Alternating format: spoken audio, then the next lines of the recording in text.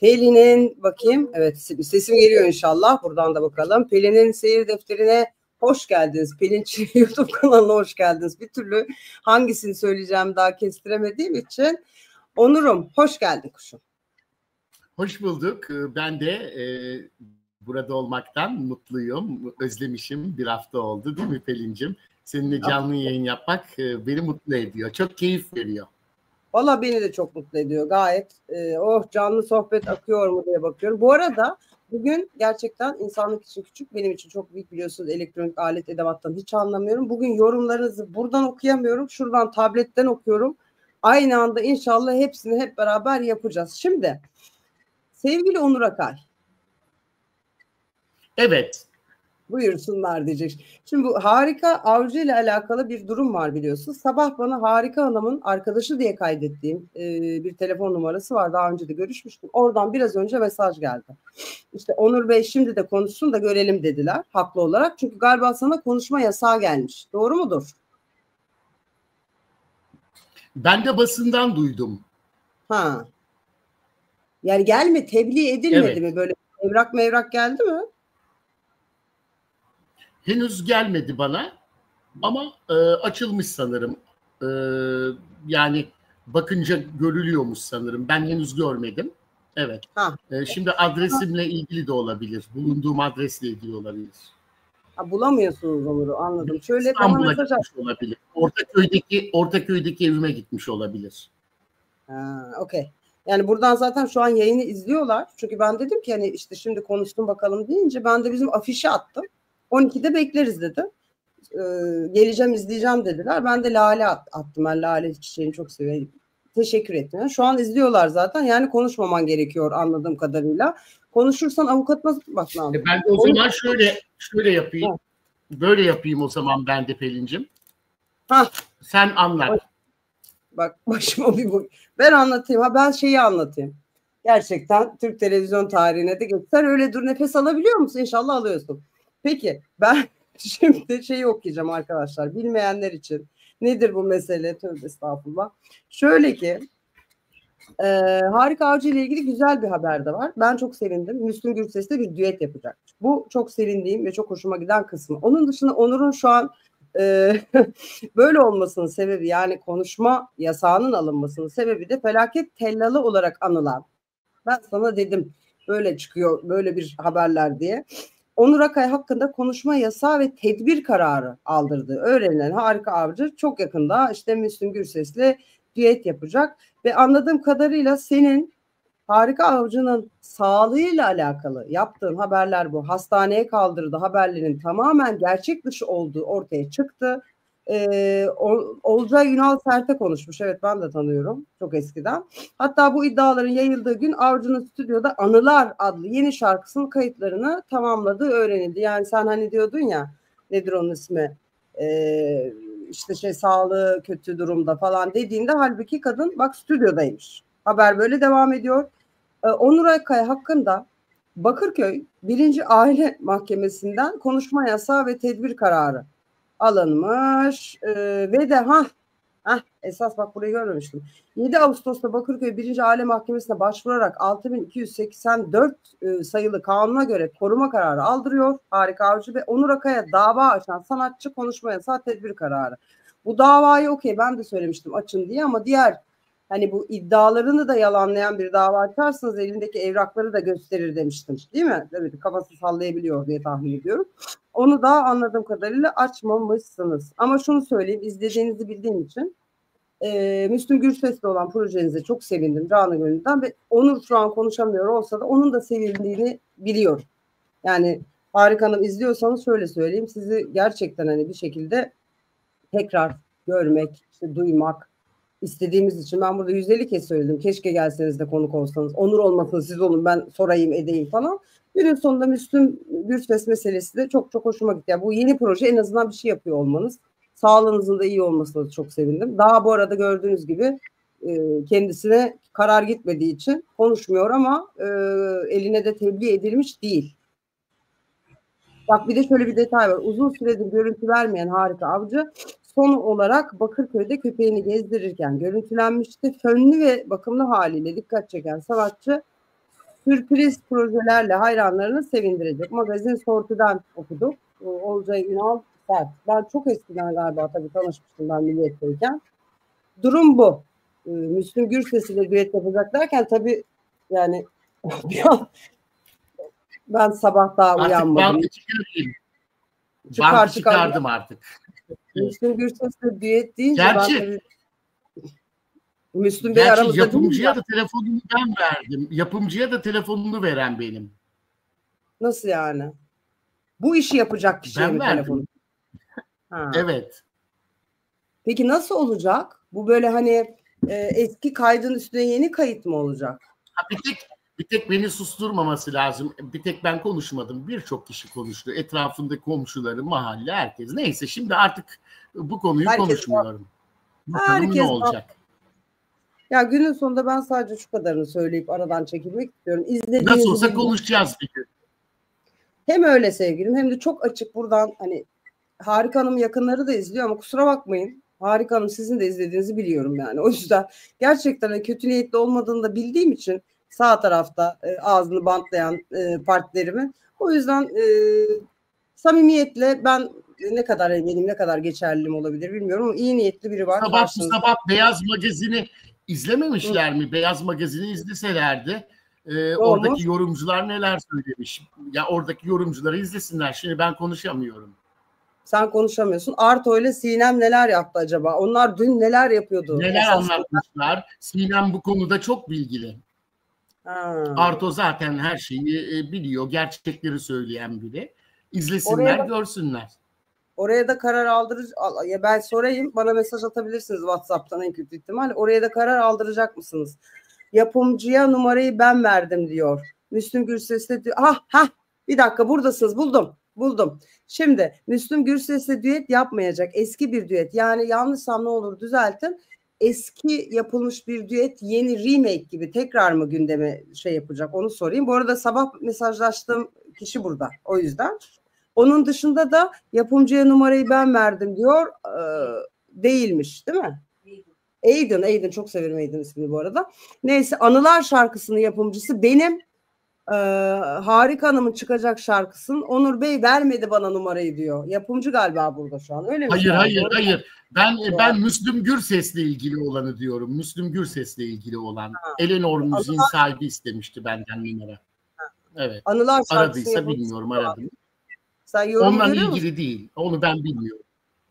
Evet. Hayır peki, o yapımcıyı ben tanımıyorum. Aydın tamam okey.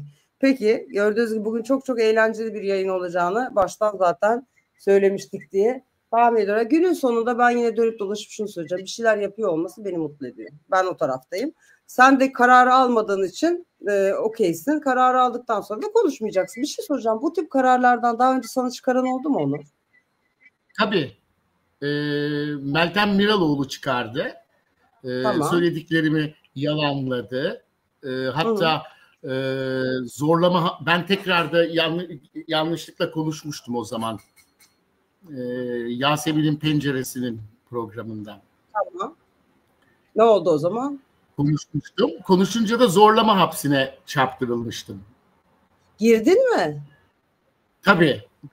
Basın yazmıştı bayağı. Evet. Bir gün. 3 gün. Evet. Bak Deniz Akkaya, benim bildiğim Deniz Akkaya'nın başına geldi. Seren Serengil'in başına geldi bu olay değil mi? Doğru hatırlıyorum. Seren Serengil, Deniz Akkaya. Geldi evet. Sonra Meltem Miraloğlu'nun her şeyi ortaya çıktı yani. Benim bütün anlattıklarımın doğru olduğu zaten kendi ağzıyla da anlattı. Videolar çekerek de yaşadıklarını, her şeyi. Bak bu arada Aydın diyor bugüne kadar da bütün duyurduğum haberleri aldığım kaynaklar da bellidir. Öncelikle etraflarına bakmaları gerekiyor. Kimlerin konuştukları, kimlerin anlattıklarına bakmaları gerekiyor. Ben hem magazin yazarlığı yapıyorum hem de yorumculuğu yapıyorum Pelin'cim. Bize gelen haber değeri olan şeyi yazabiliriz de konuşabiliriz de. Kaynaklar sağlam olduğu sürece, belgeleri varsa. Ve de bir tek de bu konuda ben konuşmadım zaten. Herkes konuştu. Kusura bakmayın suyumu şişeden içiyorum, bardağa koyamadım. Diyorlar bak diyor ki Aydın Aiden çok güzel bir isim seçmiş ama yani bayılırım. 80'li en sevdiğim karakter. Neyse Aiden diyor ki Onur Bey numaranın son 2 hanesini bir kapıda yazsın, ben de buradan yazayım falan diyor. Onun dışında Arzu Hanım da diyor ki siz Onur Bey'i mi yalanlamaya çalışıyorsunuz? Arzu Hanım bugün ortalık biraz karışık. Yani yalanlama değil de böyle bir enteresan diyalog oluyor.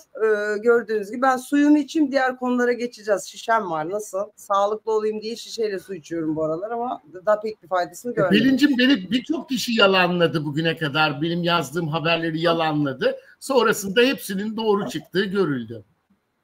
Yani kaynaklarınla ilgili şu durumunu biliyorum senin. Hepsi yakın. Yani gerçekten bahsettiğimiz şahıslara çok yakın kişiler oluyor. Bunu birebir bildiğim için ben şaşırıyorum hatta. Yani hani benim öyle kaynaklarım falan yoktur mesela. Yani bana kimse bir şey haber Nedense ver. böyle de albüm çıkarırken niye daha öncelerden böyle şeyler yapmıyorlar da albüm çıkarırken bununla birlikte yapıyorlar acaba? PR çalışması. Ben de albüm çıkardım mesela. Benim de şimdi yeni çıktı. İstanbul'a Küstüm isimli bir single'ım. Ben bu konuyu, o konuları hiç konuşmadım bile. Yani magazinle bir araya bile getirmedim. Bu ayrı, o ayrı. Ama mesela bana bir şey susturma yasağı geliyorsa altına da albüm çıkarıyor falan. Onları da ayrıca açıklayabilir değil mi? Valla eskiden de bu işler yani şey anlamında, o böyle hani albüm çıkacağı zaman reklamın iyisi kötüsü olmaz meselesi artık bu yüzyılda çok da geçerli değil gibi geliyor bana, ama yani bilemiyorum. Yani bir de şöyle bir şey var bak. Harika Avcı isminden bahsediyoruz. Ben konuşuyorum. Ne yapsa şu an haber zaten, çünkü sürekli gündemde neredeydi, ne oldu falan, her ana haberlere çıktı. Şu an ne yapsa zaten patlayacak. Hiçbir PR'a ihtiyacı olan da bir noktada değil. Ya ben bir an önce çıksın, bir yerde röportaj versin, hepimiz rahata erelim diye umuyorum. Peki şöyle bir şey yapalım. Şimdi Mert konuşacağız. Mert Ramazan konuşacağız. Bu arada single'ı beğendin mi? Yeni şarkımı beğendin mi Pelin'cim? Nasıl buldun? Beğendim. Paylaştım. Bir de esas oradan gireceğim. Şimdi senin oradaki efendime söyleyeyim üslubunu mu denir? Şarkıyı söyleme şeklini bizim Şafak değil mi? Hürriyet'te Şafak değil mi yazan? Bülent Ersoy'a benzetmiş. Bugünkü yazar değil mi? Bugün yazarımız Savaş Özbey. Savaş, Şafak ne? Savaş. Savaş. Evet. Benzet bir şey soracağım. Hakikaten samimiyetle bak, dümdüz soruyorum. Böyle ona benzesin diye ekstra böyle bir gayret sarf ediyor musun Onur? Hani böyle namem yok bilmem onu bir andırsın diye uğraşılıyor mu? Bunu bana soran çok oldu çünkü. Hayır, bizim ses yapımızda benzerlik var. Ben 10 sene konservatuvar okudum Pelin'cim. Evet. Eğer öyle hani bilerek benzetiyor olsam, Alaaddin Yavaşçı'nın öğrencisiyim. Okula almazlar seni. O taklit olayları farklı bir şey. Gırtlak yapısı benzerliği. Tabii benim aslında çok da yorumumuz benzemiyor. Savaş Özbey orada Bülent Hanım bu Antalya konserinden sonra bazı açıklamalar yaptı. Ajda Pekkan'a bazı kişiler hiç kibarlaştırma, bayağı Ajda Pekkan'a bir gönderme yaptı. Laf soktu demeyeyim de yani bayağı sert bir şekilde Ajda Pekkan'ı kasteden bir takım açıklamalar yaptı. Ajda Pekkan olduğunu söylüyorlar. Savaş Özbey de işte Ajda Pekkan'a değil de Onur Akay son günlerde İstanbul'a Küskünüm isimli single yaptı. Acaba kendisine de benziyor, ondan mı rahatsız oldu diva diye bir şey demiş ama ben de şaşırdım yani. Hiç öyle bir şey yok. Ben bu şarkıyı var ya ilk Bülent Ersoy'u okudum. Daha çıkmadan moda evine birlikte gittik. Onun kostümü yapılacaktı. Seçiyorduk. Ben de yanındaydım. İkimiz birlikte gittik. Nişantaşı'nda. Orada böyle vakitte çok falan oturuyoruz. Derken işte bu şarkıyı daha yeni yaptığımı, hazırladığım single'ı söyleyince moda evinde kendisine söyledim. Çok beğendi. Bülent Ersoy'la öyle hiç bir şeyimiz var. Savaş Özbey'i çok severim. Benim projelerimi hep yazar. Herhalde kendisi böyle bir ortamı yumuşatmak istedi. Bir espri yaptı bence. Bülent Ersoy'la aramız çok iyidir. Çok severim kendisine. Ama ben sadece Ajda Pekkan'a değil, playback yapan birçok kişi var. Birçok kişi var, biliyoruz. Tamam, doğru sevgilim, tabii ki var. Şarkısının ismini bilmeyen var. Stüdyodaki halini duysak, yani stüdyodaki çıplak sesine maruz kalsak baygınlık geçireceğimiz insanlar da var şimdi. Bugün de ben herhalde sıcaktan mı saçmalamaya başladım. Şimdi normalde biliyorsunuz asla böyle cümleler kurmam. Fakat şimdi Bülent Ersoy'un bu açıklaması tam da bu Ajda Pekkan'ın işte konser, işte mayolar, işte saçlar, hep, hani her yerde haber olmaya başladı. İşte bu yaşta bu performans, vay be falan dendiği an bu açıklamanın gelmesi insana ister istemez ona mı söyledi diye düşündürüyor. Yanlış mıyım? Ama ben genel olarak söylediğini düşünüyorum. Çünkü çok iyi kendisini tanıyorum. Ajda Pekkan'la ilgili de içinde şimdi Ajda da zaman zaman bazı şarkıları playback yaptığını duyuyorum. Olabilir de. Ve bir nostalji bölümümüzde bu konuyu açalım mı? Hem de başka şeylere bağlayacağım. Nostaljide konuşalım bunu. Onunla birlikte hem Bülent Ersoy'la hem Zeki Müren'le ilgili özel şeyler var. Onu ayrı peki, zaten çekelim, yayınlarsınız. Son sorum. Ajda Pekkan'la Bülent Ersoy'un arasında bir gerginlik var mıdır yok mudur? Dondu bak sordum. Şöyle zaman zaman hep oluyor. Bir araya geldiklerinde de iyiler. Mesela Barış Teli aynı programa da bağlandılar bir kere. Eski yıllardan beri zaman zaman gerginlikleri olduğunu biliyoruz yani oluyor. Tamam bu kadar zorlayacağım. Gerisini bunu nostalji bölümünde anlatayım. Çok şeyler var ama nostalji bölümünde anlatalım bunları. Bizim o nostalji bölümü biliyorsunuz. Öyle mi yapalım?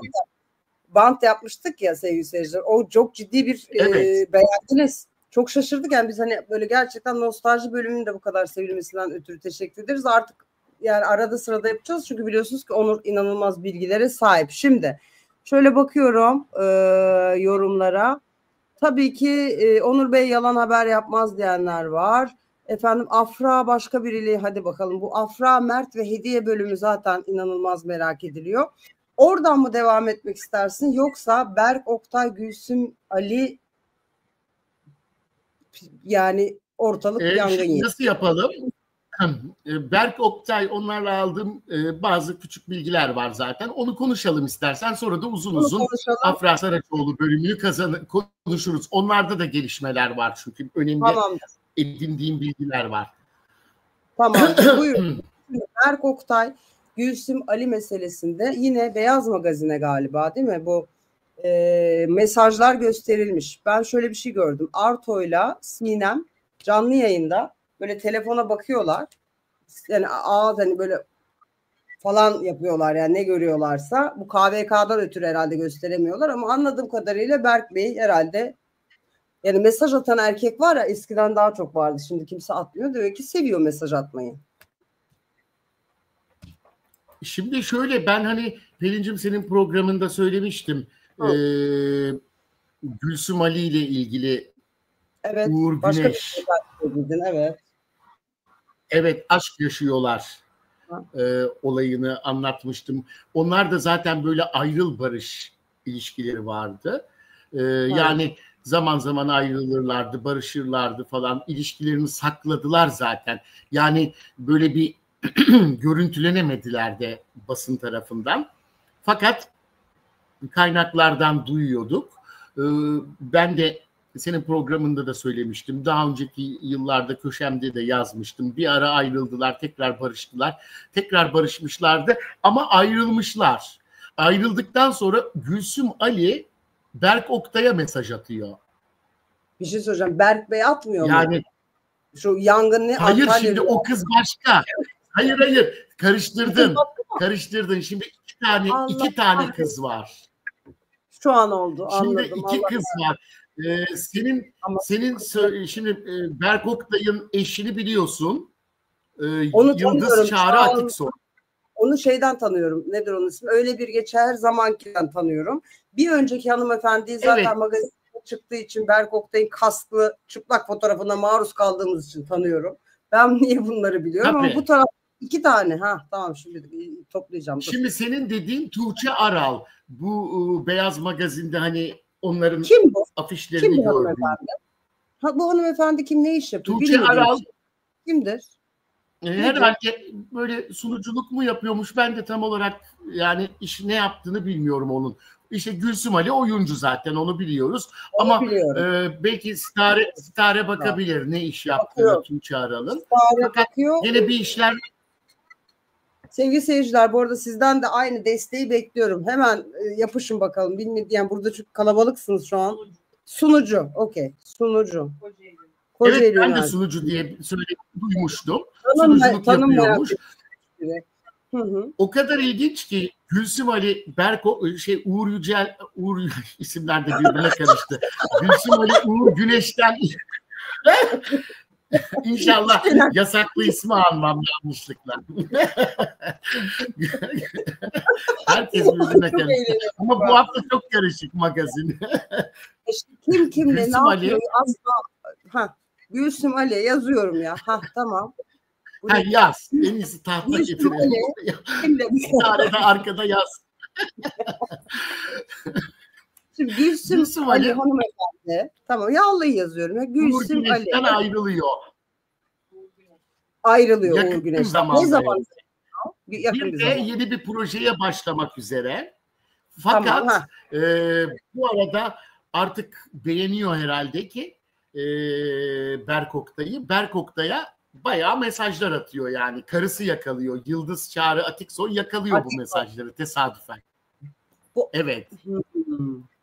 Yani Gülsüm Ali. İşte ben de o içerikleri öğrendim. Çok yakın bir kaynaktan. Şimdi öbür kız Berk Oktay da o kıza mesaj atıyor.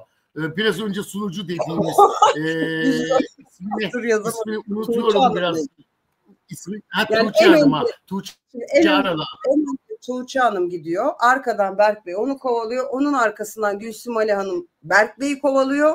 Ya ne kadar ilginç. Evet. Böyle duruyor. Oturuyor. Yeni çocuğu oldu. Yapıyor, bekliyor, oturuyor herhalde. İşte olay böyle. Onlar Tuğçe Hanım'ın mesajlarını gördüler. Beyaz Magazin yorumcuları. Ben de diğer mesajı gören birine şahit oldum. Yani Yıldız Çağrı Atiksoy'un yakaladığı Gülsüm Ali'de baya sağlam aşk mesajları atmış. Yani mesajım görüşmek istediğini. Tutuklanmayacağım. Çok ilginç ya. Açıklar mısın? Ne yazmış? Evet, Yıldız Çağrı Atiksoy'un da bunu yakaladığını görünce yeni bir projeye başlıyorum, aman işte bunu ifşa etmeyin falan demiş. Belki de onun için ifşa etmedi, bilmiyorum ama yani görüşmek istiyor. Uzun zamandır o beğenilerini sunuyor. İşte daha başka şeyler de var yani varmış. Onları şimdi burada söylemeye gerek yok ama baya o onun peşinden koşarken o da diğer hanımın peşinden koşuyor. Böyle bir ama İlginç Gülsüm Hanım, durum. Bilmiyorum. Şimdi çok böyle hani bir soru soracağım. Şu Gülsüm Hanım'da bilgisi yok mu acaba? Berk Bey'in evli olduğuna dair. Mesela bir bilgi. Olmaz mı? İşte piyasada demek ki evli. Mesela soruyorum. Mesela yani işte demek ki var. Demek ki oluyor böyle şeyler. Şaşırdım ben de. Zaten büyük tepkiler alıyormuş. Hiçbir açıklama da yapamadı konuyla ilgili. Hiçbir şekilde. Benim de işte o gördüğünü iddia eden bazı sağlam kaynaklardan aldığım bilgiler bu yönde. Yani aslında Berk Oktay Gülsüm Ali'ye karşı hiçbir şey hissetmemiş. Gülsüm Ali Berk Oktay'ın peşinden koşuyormuş. Berk Oktay da işte iddialara göre, onu da basından öğrendik, görenler olduğunu söyledi. Diğer hanımın peşinden koşuyor. Yıldız Çağrı Atiksoy da işte Allah ne yapsın? Ne diyecek ya? Bu bilir ne yapıyor tabii. Şimdi şöyle bir şey var. Yani ben anlıyorum. Eskiden daha farklıydı. Kusura bakmayın ama bu böyle biraz yaşlı konuşacağım. Eskiden tabii ki hani böyle erkekler ne yapardı? Alyans takardı. Hani bir şeye yaradığından değil ama en azından bakardınız. Evet. Aman da alyansı var. Gerçi o şimdi ben de fark ettim. Adamın elinde alyans varsa kadınlar daha çok gidiyor. Gözümle gördüm. Yani böyle onu, yani o böyle sanki gibi, bu kargalar böyle parlak bir şey gider ya, onun gibi alyansı var. Bu böyle bir hale doğru dönüştü. Ama arkadaşlar yani aynı sektördesiniz. Aynı işi yapıyorsunuz bir de. Zaten fındık kadar bak dönüyorsun, herkes birbirinin akrabası. Niye evli birine mesaj atarsın? Ben Gülsüm Hanım'ın bir açıklama yapacağını düşünüyorum. Yani yapmalı. Yani bunun bir açıklaması olmalı yani. Bu böyle yanlışlıkla yaptım, hiç konuşmayayım, unutulur denmemeli. Ben bunu unutmam mesela yani. Ben bunu her yayın soracağım. Neden attınız? Bana dert oldu çünkü. Yani benim atılsa bak bütün saçlarım dimdik olur gerçekten. Ne münasebet. Ben bunu anlamıyorum ya. Ama olmaz. Yanlış mıyım? Bana ya, ben mi bir tek burada hep beraber beni linç edeceksiniz? Ben anlamış değilim. Ben bir açıklama bekliyorum. Gülsüm Ali olur, menajeri olur. Bir açıklama Daha önce bekliyorum. de, daha önce de evet açıklama yapmıyor. Daha önce de Gülsüm Ali nişanlı bir erkekle birlikte hem de şu yarışma, ne yarışmasıydı o, yemek yaptıkları Acun Ilıcalı'nın kanalındaki neydi? MasterChef. Oradaki çocukla ilk biz duyurduk Türkiye'ye zaten onu. Yani Onur Akay medya olarak biz duyurduk. Hasan da herhalde adı. Tam çıkaramıyorum. Unuttum. Çok zaman oldu. O nişanlanmıştı bir kızla. O kız aradı, bize açıklamalar yaptı medyamıza. Çok böyle üzüldü. Gene Gülsüm Ali böyle araya girmişti. Böyle şeyler olmuştu. Demek ki yani bilmiyorum artık. Bak şimdi sevgilim, dünya çok küçük diyorum ya, bizim sektör çok küçük. Ben dün stüdyoda çekimdeydim. MasterChef Barbaros var. Dönemden. Barbaros bana konuktu. Biz hatta böyle muhabbet ettik. Hasan'ın da kulaklarını çınlattık ama buradan çınlatmadık. Yani ismini geçirmedik ama bu hikayeleri böyle çok güldük. Barbaros da boşanıyor mesela falan, onu konuştuk. Ama ben hatırladım. Ben şimdi mesela bu yayın bitsin, arama motoruna Gülsüm Ali yazıp bütün filmlerini, dizilerini izleyeceğim. Merak ediyorum yani. Neden? Hani özellikle mi denk getiriyorsunuz böyle nokta atışı? Haydi bakalım buradan. Şöyle bir şey var ya, benim haddime değil ama bugün size yarın bana hikayesi var ya, yani her insan bunu yaşayabilir ve hoş bir şey değil. Yani kendinizi o tarafa koyarsanız hoş, benim asla anlayabileceğim bir şey değil. Ayıp ya. Vallahi rezalet. Şiştim. Ne oldu? Çok doğruları söylüyorsun. Bu arada Sitare de bir yandan kokluyor. Bak işte ben size diyorum, bazı kadınlar çok fena. Yani şöyle bir şey var. Tabii ki bu arada Berk Bey'in de diğer hanımefendiyi kovalıyor olmasını unutmuş değilim. O da doğru değil yani günün sonunda. Orada da zaten yani evlisiniz ya Berk Bey. Yani. Hani değil mi? Berk Bey nereye koşuyor? Berk Oktay nereye koşuyor falan. Ama günün sonunda Gülsüm Hanım'ın da herhalde Berk Oktay'ın avukatı açıklama yapmış. Yani bu bir karalama kampanyası falan. Böyle bir şey yok diyor ama yani kız da işte canlı yayında herkese mesajını gösterdi. Yani demek ki senin dediğin gibi belli bir sebeplerden dolayı o mesajı gösteremiyorlar. Ben de zaten bana da atılmış olsaydı Gülsüm Ali'nin Berk Oktay'a attığı mesajlar ben de gösteremezdim. Ya o mesaj gösterilemez. Gösteremeyiz. KVK. Ama görenler bana söyledi, iddia edenler, duyanlar, yani çünkü duyanlar olmuş. Şöyle bir şey de yapılabilir. Neredeyse ifşa edecekmiş. Belki de acıdı da ifşa etmedi. Yeni bir projeye başlıyorum. Ne olur ifşa etme beni falan demiş. Acıdı öyle da demiş. Yani şimdi bilmem ki artık. Gerçekten kendimi kaybeden yorumlar yapmak istemiyorum ama şöyle bir şey var. Şimdi Yıldız Çağrı Atiksoy çok tatlı. Bu arada Berk Oktay'ın ilk eşi de Merve Hanım olması lazım sanırım. O da diyor ki Şarapçıoğlu, o da çıkıp şey dedi, beni de zaten şu anki eşi Yıldız Çağrı Atiksoy'la aldatmıştı dedi. Yani hani bir tane laf vardır, kusura bakmayın çok böyle amiyanedir, kibarlaştıracağım ama hani bir adamı nerede bulursanız orada bırakırsınız gibi. Yani şimdi hani ya da daha önce yapan hep kibarca söyleyeyim. Yani yuva yıkanın yuvası olmaz. Osman Bey en kibarını söyledi. Anladınız değil mi? Yani zaten buradaymış. Tekrar orada bırakıyoruz falan. Şaşırtmıyorsunuz Berk Bey. O zaman öyle söyleyeyim yani. Biraz da Berk Oktay'a yükleneyim yani. Ne diyeyim? Kaslı bir fotoğrafı vardı. Her seferinde aynı şeyi söylüyorum. Hatırlıyor musun? Bir kaslı kafasında bir fotoğrafı vardı. Benim biliyorum, hepsini hatırlamaz mıyım? Her yerde vardı. Klozette, küvette, her yerde. Çok fenaydı. Küvette kaslı fotoğrafınız dimağımızdan küvette her yerde. Bir de yani Türk basını onları yaptı, kapattı da biz şimdi, bizim de medyamız olduğu için biz sansürsüz de gördük onları. Sen full gördün. Anatomik olarak hakimsin. Biz tabii sansürsüz gördük tabii. Tuvalette bile vardı. Neler. Yani. O fotoğraflar mail olarak mı size yolladılar Onur? Yani böyle gizli bir mailden mi geldi o fotoğraflar size? Şimdi ben onu bilmiyorum. Editörler o zaman nasıl aldılar? Ama bize direkt değil de başka bir gazeteye herhalde servis edildi. Sonra o gazeteciler aralarında birbirlerine atmışlar. Editörler falan. Onun için ben hani tam kaynağını bilemiyorum Pelin'cim. Nereden geldiğini. Yani şimdi Çiğdem Hanım diyor ki bunların böyle haberi olması benim çok da hoşuma gidiyor. Bu kadınlar bu halden çıkmalılar. Kendine çekidüzen vermeleri lazım diyor Çiğdem Hanım. Ama Çiğdem Hanım yani ne bileyim yahu. Yani ne bileyim yahu derken doğru söylüyorsunuz ama artık günümüzde gerçekten hani geçenlerde bir programda da söyledim. Eskiden birbirimize şey söylerdik işte ne burcusun, sen ne burcusun, neden hoşlanıyorsun, ne dinliyorsun, müzik falan. Şimdi bunların hepsini konuşulup sonra şöyle bir şey oluyor. Bu arada ben evliyim. Hani böyle çok önemli bir detay değilmiş gibi. Mesele artık buraya geldiği için bu tip haberler çıktıkça biraz kendimize geliriz diye umuyorum. Kasklı fotoğraf mı geliyor? Eyvahlar olsun. Şeyle Onur'un gördüğü hali değil. Herhalde kesilmiş hali. İşte Berk Bey tabii böyle şeyler... Hep sansür verildi. Böyle kızdırdığı için birilerini fotoğraflar servis edilmişti. Ben öyle hatırlıyorum. Yani yine böyle bir... Tabii öyleydi. Karısı işte yapmıştı telefonundan. Yani karısından mahkeme yoluyla karısından dolayı çıktığı zaten anlaşılmıştı. Bak çocuğu değil mi? Çocuk Bunlar. çok hoş bir beyefendi. Kızı mı var? Kızı vardır. Şimdi evliliğinde evet. Kızı vardır. Yani genelde de benim babam da mesela çapkın bir adammış. Sonra işte o karmaları biz çekiyoruz. Yani de sonuçta bir de kız babası. Sizin de bir kızınız var falan gibi bir uyarıyla herhalde. Tamam çok da hoş bir beyefendi. Siz niye böyle şeyler yapıyorsunuz? Kaskıyı bir daha getirmeyin Allah aşkına. Çok kötü fotoğraf.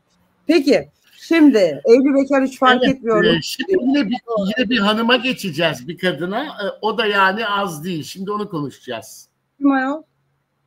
Hazırız. Kim? Şimdi geliyoruz Afra Saraçoğlu, Mert Ramazan Demir olayına. Pelin'cim. Evet, lütfen anlat neler oluyor? Ortalık karışık. Hediye var. Beraberler mi? Asos'talar mı? Buyursunlar. Evet şimdi öncelikle şunu söyleyeyim. Ben dedim eğer barışırlarsa da Pelin'cinin seyir defterinde söylerim dedim. Evet ilk şimdi buradan söylüyorum herkese. Müjdeyi veriyorum, barıştılar. Artık asbal onları asbal zaman barıştılar. Afra Saraçoğlu ve Mert Ramazan Demir barıştı. Şimdi detayları her şeyi anlatacağım. Asos'talar. Şimdi birçok şey söyleniyor. Mesela bu antiler dedikleri. Önce o kıza gelmeden önce antilerden bahsedeyim. Asos'a çekime geldiğini Mert'in, o kızı da yanında getirdiğini falan söylüyorlar. Yok işte tenis için geldiğini, Altınoluk'ta daha önce de gelmişti Mert tenis oynamaya. Onun için geldiğini, işte oradan öyle tatil yapıp döndüğünü söyleyenler falan var. Tenis yani maçı için Çanakkale'de işte Asos'ta bulunduğunu falan, tenis oynamak için değil yani hiçbiri. Afra ile konuşuyorlar demiştim ya zaman zaman. Efendim? Tenis oynamak için niye Asos'a gitsin ki? Anlamakta zorlanıyorum. Bende mi bir sıkıntı var? Ya bazen oluyor. Bazı bir kere Altınoluk'a da gelmişti ama Altınoluk'a gelmesinin sebebi de zaten Afra Akçay'da annesine, o zaman araları iyiydi öyle hatırlıyorum. Afra'nın da Akçay'la bağlantısı olduğu için bu taraflarda oldu yani. Şimdi şöyle Asos'ta Afra ile konuşuyorlar demiştim. Afra'dan işte barışmak için çaba harcıyor demiştim programınızda.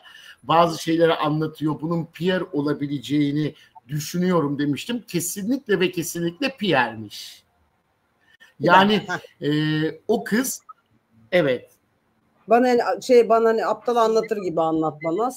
Selin Hanım bunu PR için bir ödeme mi yapmış Mert Ramazan Demir'e? Gel biz yan gözükelim, dudak dudağa gözükelim diye para mı ödemiş? Hayır. İçinde başka şeyler var. Magazinciler var. Magazin müdürleri var. Hatır için rica minnet. Selin onların akrabası. Yani dur abi Salah anlatır. Bilal Özcan da o bölümü ortaya çıkardı. Dünkü köşe yazısında var Bilal Özcan'ın. O da orayı çıkardı ortaya. Ben de orayı bilmiyordum. Bir magazin müdürüyle akrabalığı var bu hanımefendinin, anladıysam. Ve de ünlü olmak istiyor. Mert Ramazan Demir'den de rica ediyorlar. Yani haberi var çocuğun ama değil mi o fotoğraflardan falan? Var. Evet. Evet. Bunu da Afra'ya söylediği zaman Afra biraz tabii zor inandı ama sonuçta inandı. Ya anladı yani, inandı derken anladı bazı şeyleri, ispat ettiler. Onun üzerinde Afra Mert'e Assos'a çağırıyor. Assos'ta normalde set yokmuş, başka bir yerdeymiş. Gitmişken Assos'ta çekim de yaptılar. Mert Ramazan Demir'in yeni projesinden de bir sahneyi orada çektiler. Ben bir tane kare gördüm Instagram'da. Özellikle konuma Assos koymuş. Onu görünce dedim ki bir şeyler oluyor galiba. Bu arada şimdi deprem oldu biliyorsunuz. Herkese de geçmiş olsun diyeyim, bütün Balıkesir ve çevresine. Ben hissetmedim. Biz de Balıkesir'in Akçay sahilindeyiz. Burada Zeytinli köyündeydik dostlarımızla. Mangal yapıyorduk. Yani Zeytinli'de çok güzel bir köydeydik. Fakat hiçbir şey hissetmedim ben. Bak şimdi şöyle bir şey diyorlar. Ben buradan yorum okumak için hep kafamı şöyle çeviriyorum arkadaşlar. Tabii oku. Oku Pelin'cim. Diyorlar ki ya kesinlikle inanmıyorum. Kız niye ünlü olmak istesin ki? Mert kızla 2 ay Londra'da tenis maçlarına gidiyordu falan. Yani bir şekilde hala şey yapmıyorlar. İnanmayan bir güruh da. Hayır kız şimdi ben bazı şeyleri söylemek istemiyorum. Kızın tarafında çok ileri derecede Mert'e karşı bir ilgi var. Mert'te yok. Hep Mert kız hep peşinden koşmuş. Buraya da oraya da gelmiş yanına. Yani zaten orada yaşıyormuş herhalde. Orada da onu buluyor. Burada da tekrar yanına geliyor. Bu arada da ailede de magazinci olunca biraz da ünlü olmayı, gündeme gelmeyi istiyormuş. Afra ile ilgili sıkıntıları da mesela hemen kendine Assos'tayım diye gösteriyor. Assos'ta falan da değil. Onu da ben çok iyi öğrendim. Şimdi bir şey söyleyeceğim. Ben yeniden Instagram adresini açmış. Bak şimdi bir şey söyleyeceğim. Ben şu an itibariyle Bilal abinin yazısını okumadığım için Bilal Özcan'ı bilmiyorum. Ama bu magazin müdürü bizim hepimizin tanıdığı, saygı duyduğumuz biri herhalde diye düşündüm şu an. Tanıyoruz mu? Yani işte, Bilal abi ismini yazdı mı? İsmini yazdı mı Bilal? Söylesene kim? Yazdı. Kim? Yani Bilal Özcan'ın yazdığına göre Timuçin Güner. Bizim Timuçin. Timur. Evet. Çok da iyi tanıyorum yani. Timuçin Güner şimdi Selin İnan ama ben de Bilal abiden bunu öğrendim. Ben bu detayı bilmiyordum. Selin İnan'ın annesinin soyadı İnan. Herhalde babasının annesinin soyadı Güner mi sanırım ya da babasından mı akrabası? Onu bir yazıyı bir daha okumak lazım. Soyadı farklılığı ondan geliyor. Bir şey söyleyeceğim yani ben hiç ne bileyim bu kadar yakından da geleceğini yani. Zaten Kanal D vermişti. Ben çok yani çok severim, çok iyi tanırım, şoktayım, bir şey diyemiyorum. Arar sorar mıyım bilmiyorum, bu topa girer miyim ama günün sonunda Timuçin bu arada önemli bir yapımcıdır. Evet. Peki siz diyorsunuz ki hanımefendi. Ben de daha dün çok şaşırdım. Dün mesajlaştım, hayırlı olsun albümün dedi bana da. Benim de hiç aklıma gelmez yani. Şimdi şuradan bakayım size, bakayım bir saniye. Hemen bakıyorum. Şöyleymiş. Neymiş? Güzin Güner diyor. Annesinin adı. Güzin Güner. Güzin evet. Demek ki dayısı oluyor herhalde. Bilal Özcan araştırdığına göre. Güzin Güner Selin'in babası da soyadı İnan herhalde. Herhalde boşandı ki Güzin Güner diye geçiyor.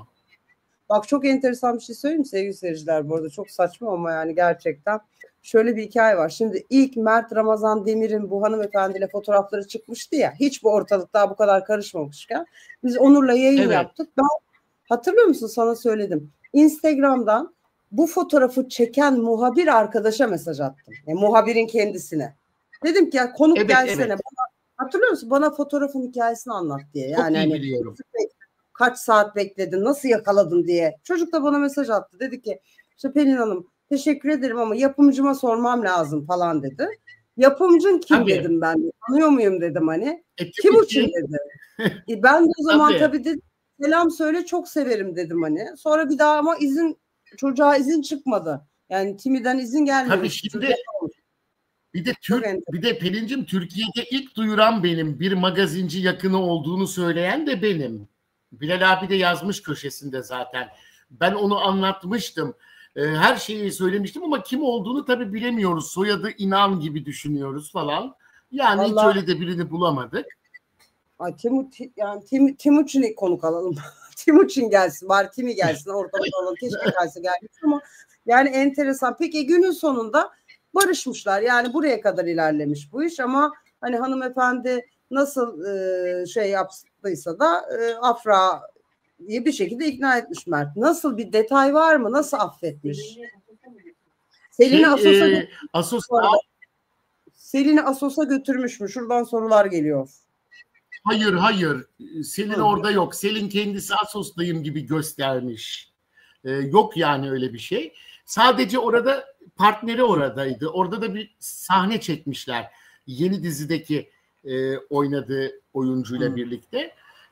Ve de aynı zamanda da Afra'yla da vakit geçirmişler. Akçay'a geldiler. Annesini ve anneannesini deprem olduğu için.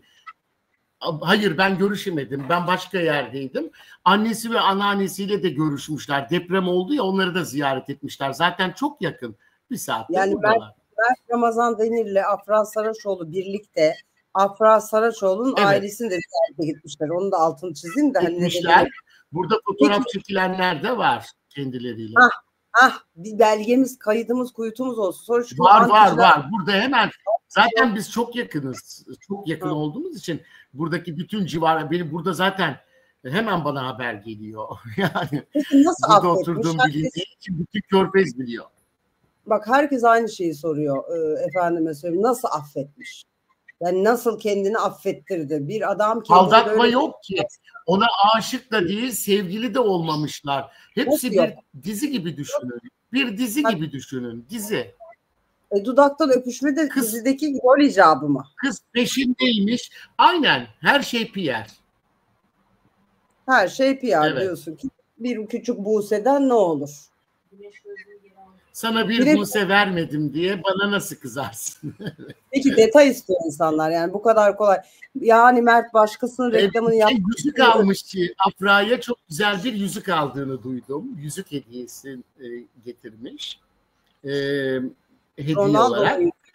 Burada da çok keyifli bir hafta sonu. Tabii yangınlar vardı Çanakkale'de. Bir deprem oldu. Biraz da böyle sıkıntılar da vardı. Ya günün sonunda benim için kabul edilebilir olmadığı için bu kadar dürtüklüyorum. Yani bir yüzük ve bir takım özürler sayesinde af mı etmiş yani? Çünkü kolay affetmeyeceğini düşünüyordum. Bence affedilebilecek hayır, şey her değil. şeyi ona ispatını yapmış bunun bir PR olduğunu, böyle bir aşk olmadığını. Zaten Mert kendi ağzıyla da 2 kere söyledi. Öyle bir şey yok dedi. Basına dedi. Peki şimdi olsaydı söylerdi. Niye söylemesin? Peki yüzük geldiğine göre hemen şuradan bir soru geldi. Yüzükten sonra evlilik teklifi gelir mi? Senin 23 Eylül müydü? Neydi? Sen bir tarih veriyordun. 23 Eylül'dü. Şimdi tabii böyle bir şey oldu. Yeni barışıyorlar. Bilemiyorum tarihte değişiklik olur mu? Projelerine göre değiştirirler mi? Biraz zamana bırakır mı Afra? Tam barıştıktan sonra her şey yolunda gidecek mi? Bilemiyorum. Şu anda o konuyla ilgili hiçbir bilgim yok. Hani evlilikle. Onu ben araştırırım tekrar. Ancak barıştıklarını duydum. Güzel, keyifli günler geçirmişler burada. Böyle birkaç gün Assos'ta. Benim de Assos'ta tanıdıklarım. Ya Körfez genelinde benim çok tanıdığım var. Gittikleri mekanlardan bile bana haber geliyor. Peki bir şey soracağım. Koskoca Körfez'de artık herkes elinde cep telefonu var. Bir iki kişi fotoğraflarını çekememiş mi bunların ya? Biz bir fotoğraf görelim. Çekilenler olmuş. Vallahi. Hayır çekilenler olmuş, çekilenler, atanlar olmuş. Sosyal medyaya düştü o Assos'taki çekildikleri fotoğraflar. Çünkü yan yana ben artık bu ikisinin fotoğrafını görmeden rahat edemeyeceğim. Ronaldo 9 yıl sonra, bir dakika okuyamıyorum ben onu şu an buradan. Şöyle yapacağım inşallah. Ronaldo 9 yıl sonra çocukların annesine kocaman bir yüzük aldı. Ona yüzük denmez, aldı. Kaya taşı aldı. Şöyle bir şey aldı. Bizimkinin taşı ne kadarmış diye sorarlar. Şimdi ben nasıl bir yüzük aldığını bilmiyorum ama önceden zaten almıştı Tektaş Alyans. Onu ben seneler önce duyurdum. O zaman evlilik teklifi olduğu zaman da. Şimdi belki Alyans değildir. Başka bir yüzük olabilir. Tam bilmiyorum. Yani görmedim. Ama bir yüzük hediyesi aldığını biliyorum. Vallahi bir tek şey taş söyleyeyim. mı? Başka türlü bir müzik mi bilmiyorum. Evet. Şimdi fanlar diyor ki yan yana efendime söyleyeyim hiç fotoğraf yok. Hiç ortada bir fotoğraf yok diyor biri. İkincisi 23 Evet. dövmesini sildirmiş deniyor Mert için. Buna ne diyeceksiniz diye soruyorlar. Üçüncüsü de benim yorumum. Eğer gerçekten PR için sevgilim seni çok seviyorum, hatır için, PR için bir kadını öptüm falan. Küçük tek taş mektaş kesmez.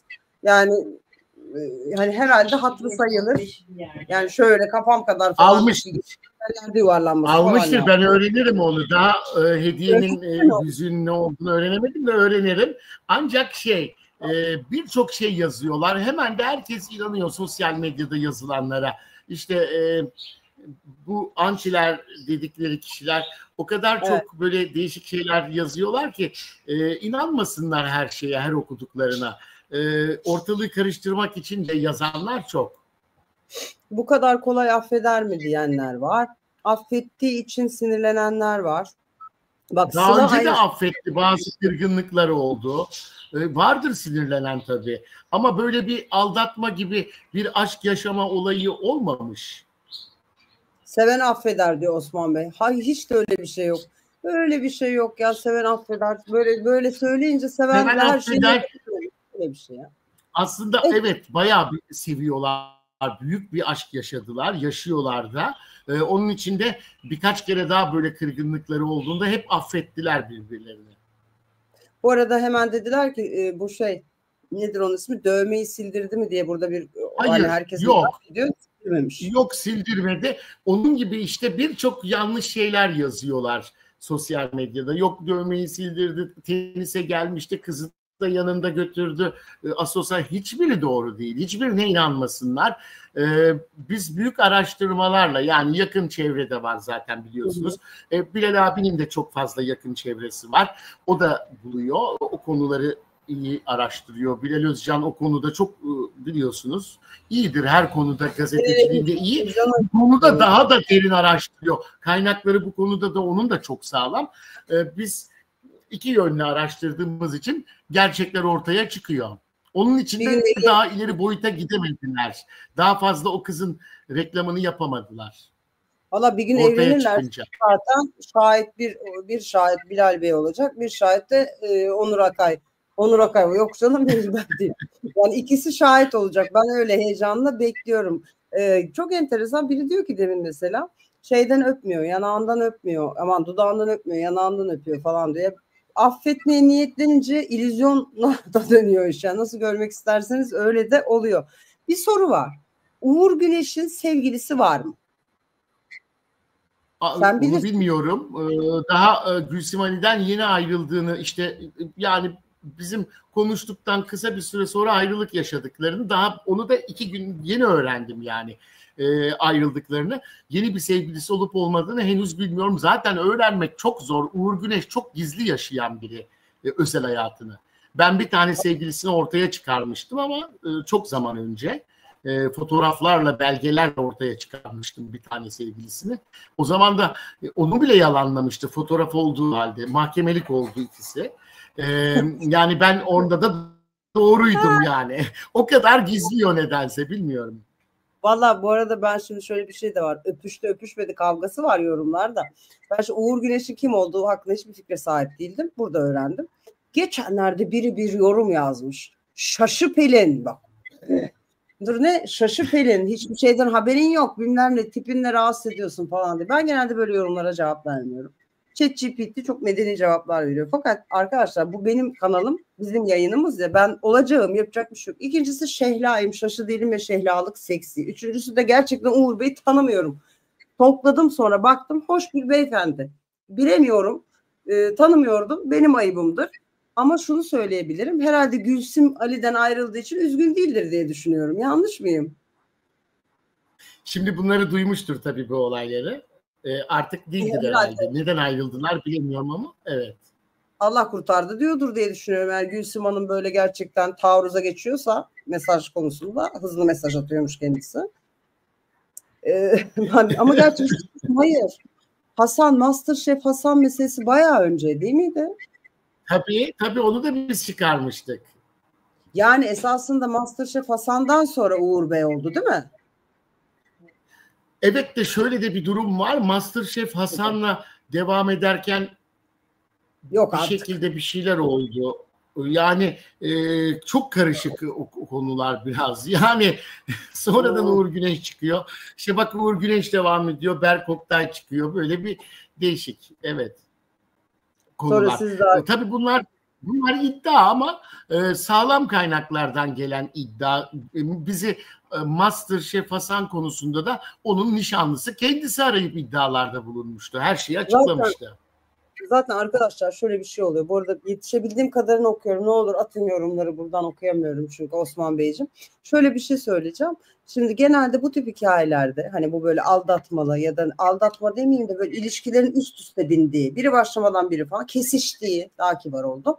Böyle yerlerde ünlü olmayan, Onur ne olur beni düzelt yanlış söylüyorsam, bu camiadan olmayan, ünlü olmayan biri giriyorsa işin içine, o zaten patlatır.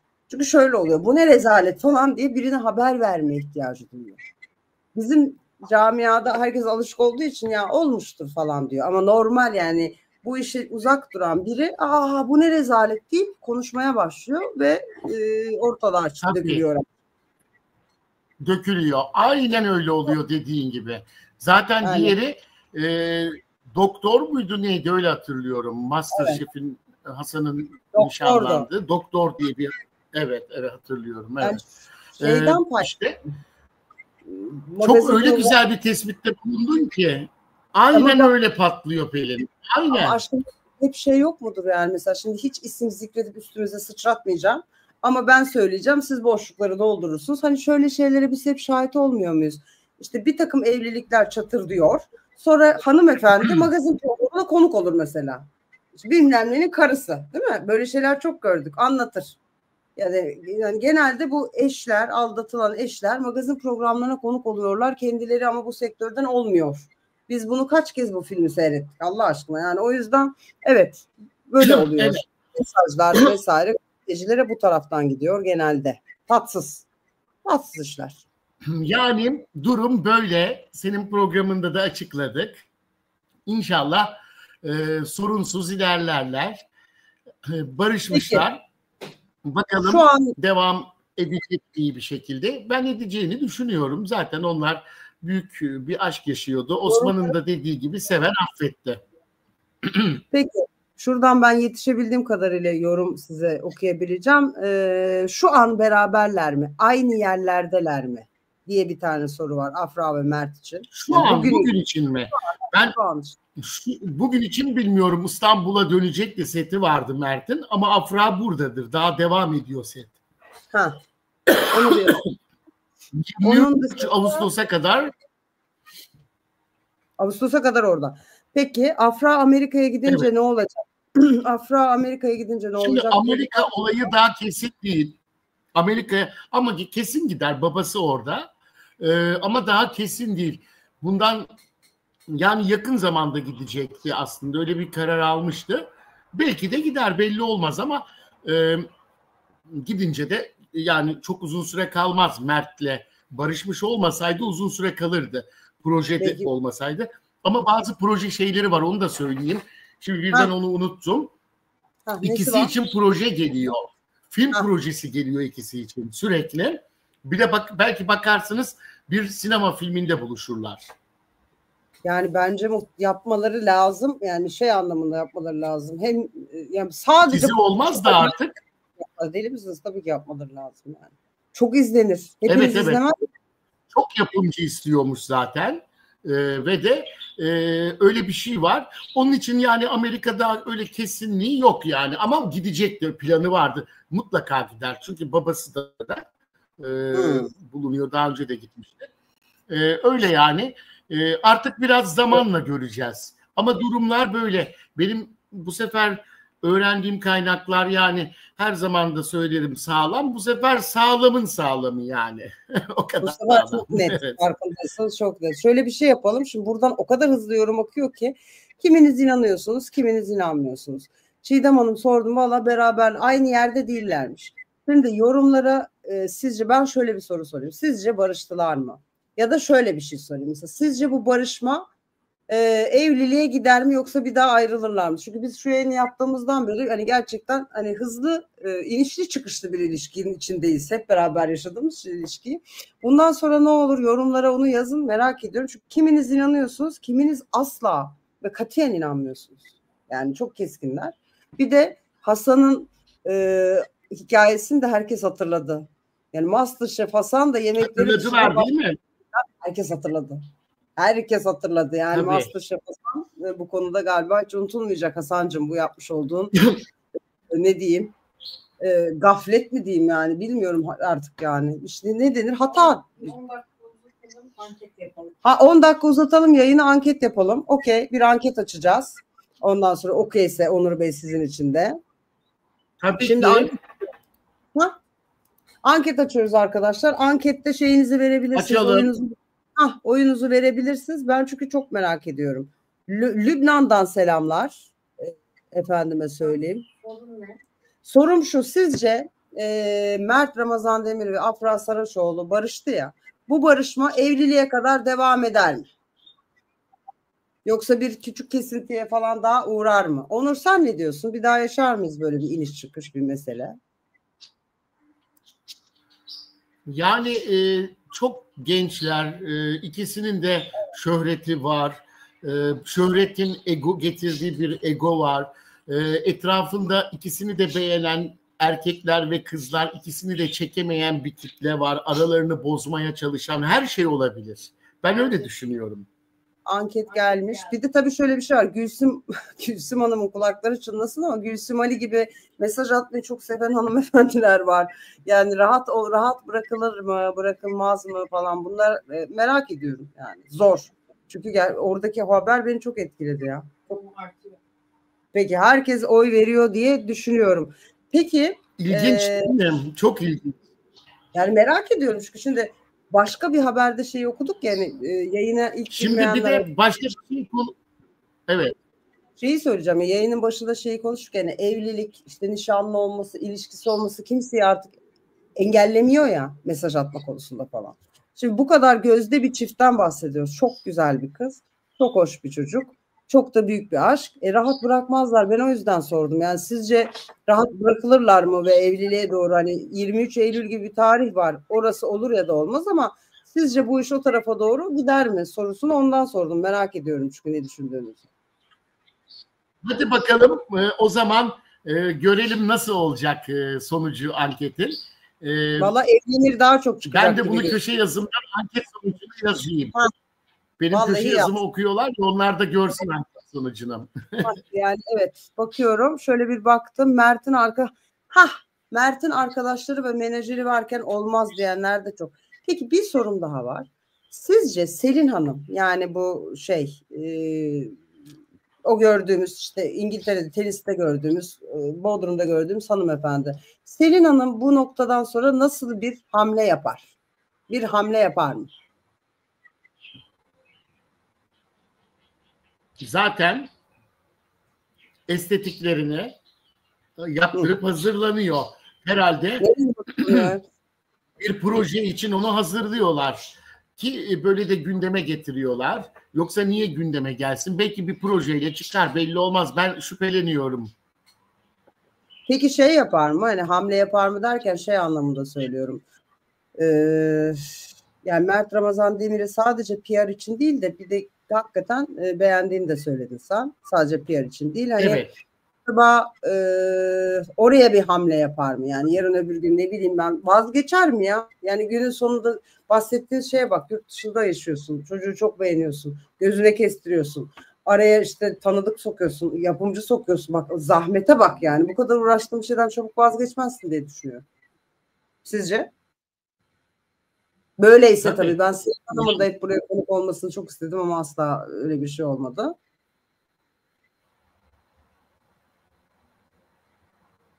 Ne diyorlar peki insanlar? Bana mı sordun? Pelincim şeylere mi sordun? Onlara da soruyorum. Onlar o kadar hızlı yazıyorlar ki cevap ver. Genelde ama %70 de galiba ankette evlenir çıkıyor. %71 evlenir diyorlar. Ben Selin Hanım ne olur diye düşünüyorum. Ya da şöyle bir şey sorayım.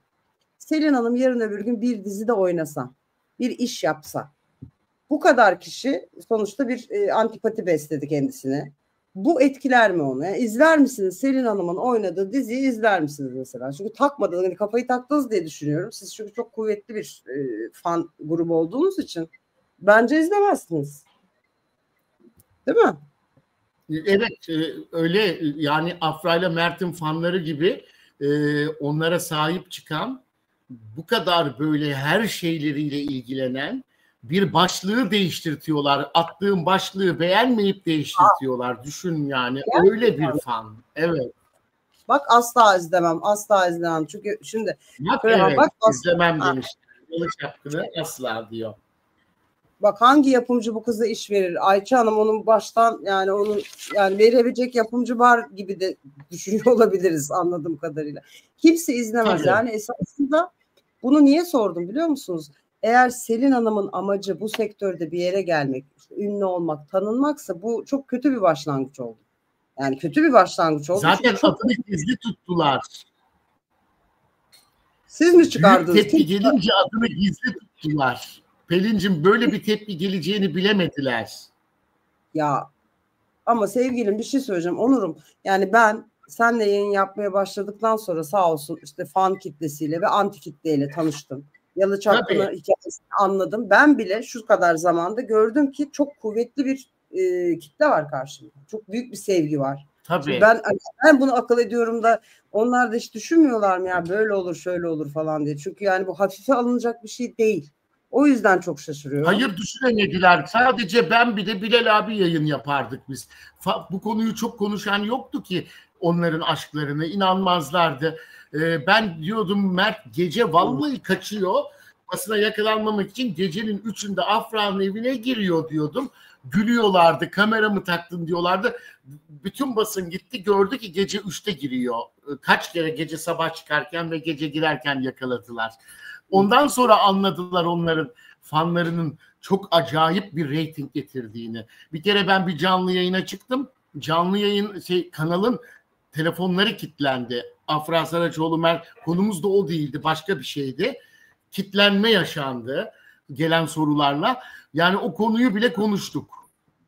Vallahi yani o yüzden ben bunu özellikle sordum. Çünkü böyle merak da ediyorum hanımefendi. Ben merak ediyorum Selin Hanım ne yapacak? Bir tane yorum gelmiş. Bundan sonra Mert hiçbir zaman hata yapmazdı. İnşallah ama işte bakın Berk Oktay örneğinde göreceğimiz gibi bazen erkekler lütfen üstüne alınmasın ama birkaç kez o hatayı yaparak anlamayı tercih ediyorsunuz. Genelde Mert'le sevgisi ayrılmamış. Bak boşuna insanları kandırıyorsunuz. Bir de bu kitle var. Yani anti diyoruz değil mi? Öteki taraf. Evet. Çok enteresan. Yani Evet, böyle evet, öyle kitle var. Tabii. Yani zamanla da onlar görüyorlar neyin doğru olduğunu. Ortaya çıkıyor. Bu konuda biraz zaman. Çünkü fotoğrafla ispatlasak bile, yani işte çektiler, denizde görüntüler, neler oldu neler eski yıllarda. Ertesi gün başka bir şey uyduruyorlardı zaten yine. Artık yani yani onlara diyecek bir şey bulamıyorum ben. Fotoğrafı da çeksek, yan yana göstersek, ertesi gün yine başka bir şey uydururlar yani. çok enteresan. Ben gerçekten sosyolojik olarak inceleme taraftarıyım. Bak Ay Yıldız bir şey sordu. Sen bu bağlantıyı bilirsin. Miray Daner niye ortalarda görünmüyor? Sette Mert'le çalışıyorlar sette. İşte o da geldi Asos'a. Bir sahne çektiler. Ama Asos'ta sahne yokmuş. Mert buraya geliyor diye sahnenin birini orada çekmişler. Ha yani Mert ben de hani gideceğim de artık herhalde yüzükle Tenis buraya de gittim. oynamış. Onu da söyleyeyim. Gelmişken Altınoluk'ta tenis de oynamış. Ben onu da öğrendim. Altınoluk'ta tenis de oynamış. Ama şeyle oynamamış herhalde. Selin Hanım da tenis antrenörü, Nadal gibi bir şey oldu. Hayır, o burada yok. Selin Hanım Oynamamışlar. Asos'ta değil. O uydurma Nerede? işte, antilerin uydurması. Nerede? Diyorlar ki Selin de kendine Asos'tayım diye göstermiş. Efendim? Nerede peki? Biliyor musun nerede olduğunu Selin Hanım'ın? Bodrum'da. Bilmiyorum. O zaman yapsın. Fotoğraf atsın o zaman Selin. Hani kendini Asos'tan. öyle gösterene kadar Mert'le fotoğraflarını atsın o zaman. Valla zaten Mert'le fotoğraf atan aşk olsun. Şöyle de bir şey var galiba anladığım kadarıyla konumdan yapmış bu. Yani Instagram'da gitmediğin yerin konumunu koyuyorsun ya, öyle bir şey yapmışlar. Gerçekten inanılmaz. Öyle yapmış tabii. Yani kuaförde bile başkası aramış ya da aramamış, bilmiyorum artık. Karşısında Mert olmadan sanki onunla konuşuyormuş gibi yüksek sesle konuşmuş. Bunu da ben öğrendim. Ben de o tanıdığım kuaförler var yani. Benim de saçıma bazen röfle yapıldığı için tanıyorum. Şaka bir yana, bu söylediklerim tehlikeli olmaya başladı yani. Çocukla konuşmadan yani evet falan. Hadi fazla söylemeyeyim diyorum. Pek almayayım diyorum ama işte bazen de söylemek zorunda kalıyoruz. Yani bayağı neyse, burada bantım çok. Bant bayağı çok. Susturan oldukça yapıştırırız. Biliyorsunuz arkadaşlar, yayının başında söylemiştik. Ondan sonra Harika Avcı ile ilgili konuşması yasak Onur'un. O konu açıldığı zaman ağzını bantlıyor, bir kararı var. Ya bir şey söyleyeceğim, çok enteresan. Takıntılı diyorsunuz, eğer takıntılıdan da öte bir durum. Yani eğer öyle karakterler var, öyle yapıda kişiler var. Çok var, hem de öyle çok ki. Yani kendi kendine mesaj atıp kendi kendine mektup işte yazan falan vardır herhalde, ama yani bakın bu psikolojik olarak var çiçek gönderen etraf var ben de çok gördüm. Kendi kendine çiçek yollayan benim tanıdığım var. Önemli olan Mert'in ne yaptığı diyorlar. Şimdi aynı olay benim başıma geldi. Önemli olan Mert'in ne yaptığı, ben kesinlikle katılmıyorum. Asla bir daha o kızla yan yana göreceğimizi düşünmüyoruz. Zaten bu soruyla kapatıyorum. Oldu da buradan 10 gün geçti mesela. Bir şekilde Mert Ramazan Demir'i Selin Hanım'la yan yana gördük. Ama böyle el ele falan değil. Yan yana mesela yürürken, tenis oynarken gördük. O zaman ne yapacağız arkadaşlar? Hep beraber soruyorum. O zaman ne düşünürsünüz? Ne olur? Ne yapılır? Bir sessizlik oldu, bakıyorum. Herkes birbirine bakıyor. Ne düşünüyorsun? Dünya güzelim, sen de şimdi herkesin moralini bozma yavrum. Her olasılığı ben düşünme taraftarıyım yani. Karşımızda çünkü hani Mert Bey'i tanımıyorum birebir, ama hani vukuatlı biri, sabıkalı biri olduğu için bir daha olursa hazırlıklı olalım da hep beraber ağlamayalım diye uğraşıyorum yani. Anketimiz kaçla kapandı? Yok, artık alıştık. %71 evlenirler. Evlenmezler. Kaç? %19. %19 evlenmezler aşkım. %71 evlenirler. %9 da fikrim yok demiş. Ben %9'dayım. Yani pek fikrim yok. Ben ama 71'deyim. %70'deyim ben. Evlenirler. Evet, kesinlikle. Aynen, %71'de evlenirler. Biraz süre uzayabilir ama yine de evlenecekler eninde sonunda. Çünkü çok büyük aşk yaşadıklarını biliyorum. Evet. Valla duydunuz, barışmışlar. Biz de duydunuz ilk kez. Büyük aşk yaşıyorlar. Bu bölümleri zaten keseceğiz, atacağız efendim. Bizden alacaksınız, ama bu sefer çok net konuştu. Ben de heyecanla bekliyorum. Ama bu şeyi de küslerken benim şarkım çıktı ya, ben onlara ithaf ettim.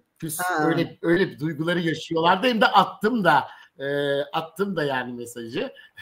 Güzel bir emoji de geldi böyle ağlamada. Evet, şarkıyı gönderdim yani. Klibi. Evet. Gerçekten Allah rızası için senle Bilal abinin şahit olması lazım. Başka türlü bu iş olmaz. Bak geçen gün nasıl İrem Derici şahit oldu, evlenme teklifi aldı. Çok tatlı, buradan da söyle. Buradan tebrik edelim. Ben bayıldım. İrem'e de tebrikler şimdi. Çok şekerdi ya. Çok tatlıydı. Mutlu olsun. Mutlu olmayı hak ediyor kendisi. Bu da ikinci kez evleniyor olacak. Bu sefer artık olsun diye umuyorum. Peki. Şimdi bu başta konuşmuştuk ya, son olarak da onu söyleyeyim. Hani Bülent Ersoy olayını konuşmuştuk. Ajda Pekkan'la ilgili mi işte playback olayı falan. Bir de Bülent Hanım açık hava tiyatrosundayken bir kelime etmiş, belki duymuşsunuzdur. Ne demiş? Kendisine söylüyor. Seyircilere falan böyle abarttılar. Bülent Hanım hiçbir zaman öyle bir şey söylemez. O kendisine takılır. Duymamışsınız, şimdi o kelimeyi de söyleyemem yani. O'la başlayan bir kelime. Ne kadar işte. Kendine söyleme. Kendisine söylüyor ama hani güldürür ya, der ki her zaman ben bunak melatım. İşte böyle takılır yani, kendisiyle barışıktır, şeydir. Seyircisine karşı hayatta öyle söyler mi? Mümkün değil. bir kere bir şey düştü, yok seyirciye itti dediler. Onlar hiç doğru değil. Bizim Yılmaz Morgül de çıkmış işte ağır ağır konuşmalar yapmış. Terbiyesiz mi demiş, rezalet demiş, bir şeyler demiş. Sanatkar kabul etmiyormuş. Ya sen notanın nesini bilmiyorsun ya Yılmaz Morgül? Yani sorsam Hicaz ailesini anlatamaz bana. Hicaz'ı en kolay basit makamı. Bir de Bülent Ersoy'a sanatkar değil diyor, çıkmış. Bülent Ersoy beton gibi ses. Tabii dediklerinde de haklı. Playback yapanlar var. Morgül'ü ben sahnede duyuyorum. Her an betone basıyor. Bir de çıkıp sanatkarlığını eleştiriyor Bülent Ersoy'un. Tabii konservatuar eğitim yok. Bir hocadan 15 gün ders almakla musiki mi öğrenilir? 10 sene konservatuar okuduk da öğrenemedik. Öyle bir derindir ki musiki. Öyle hemen kimse her gün bir şey öğreniliyor. Kendini olmuş zannediyor. Yılmaz Morgül'ün Bülent Ersoy'la bir derdi mi var? Bu birkaç kez var oldu. Herhalde. Ne bir derdi? Ağlar herhalde falan bağırdı. Yani ne bileyim.